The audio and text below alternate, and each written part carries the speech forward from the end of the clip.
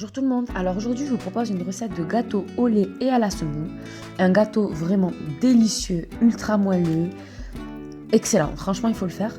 Il me restait pas mal de semoule que j'avais acheté durant le ramadan, donc je l'ai utilisé. Je me suis dit ça reste au placard, ça sert à rien, autant en faire quelque chose. Du coup j'ai utilisé 70 g de beurre, là pour le coup il était fondu mais le mieux c'est d'utiliser du beurre mou. J'ai ajouté 200 g de sucre et j'ai bien mélangé.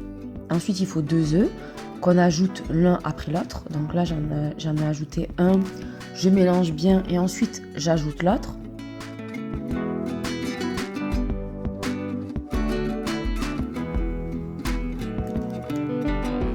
Ensuite, j'ajoute une cuillère à soupe environ de zeste d'orange. Vous pouvez utiliser du zeste de citron, mais moi, je préfère avec l'orange. On mélange bien. Et là, maintenant, on va rassembler, on va ajouter dans un saladier tous les ingrédients secs. Donc, la farine, la semoule et pour terminer, un sachet de levure chimique. On mélange bien tout ensemble. Et maintenant, on va ajouter les ingrédients secs dans les ingrédients mouillé, enfin ça se dit pas mais vous m'avez compris. Voilà, on mélange bien et là on ajoute le lait, donc 330 ml de lait. On mélange bien, on a pratiquement fini la recette. Voilà, enfin on l'a fini puisqu'après c'est le four qui va faire tout le reste du travail.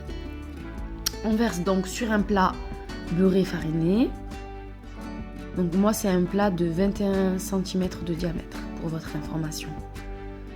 Et là j'enfourne à 180 degrés pendant 35 minutes. La fin de la cuisson, j'ai mis un papier aluminium pour pouvoir arrêter de faire brunir le gâteau. Une fois qu'il refroidit un petit peu, on va le démouler. Donc moi, c'est démoulé très facilement. Ça, c'est facultatif. J'ai ajouté du sucre glace, mais vous n'êtes pas obligé.